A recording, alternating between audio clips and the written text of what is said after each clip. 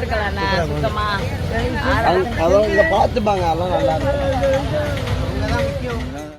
நாகப்பட்டினம் மாவட்டம் நாகூர் பகுதியில் வந்து 80 வயது குப்புசாமி என்பவர் வந்து காரில் வந்து ஆதரவற்ற நிலையில் வசித்து வந்தது வந்து பாலிமர் செய்தியில் வந்து பதிவிட்டிருந்தாங்க.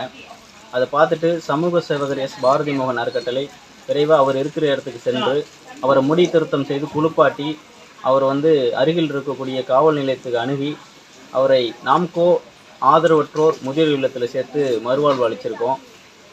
இது வந்து எல்லா வல்ல இறைவனுடைய துணையோடு, எல்லா வல்ல மக்களோட துணையோடு இந்த உதவிகள் நாங்கள் செஞ்சுருக்கோம். கண்டிப்பாக இது போல் ஆதரவற்ற நிலையில் இருக்கக்கூடிய முதியவர்கள் யார் பார்த்தாலும் எங்களுக்கு தொடர்பு கொண்டு தெரியப்படுத்துங்க.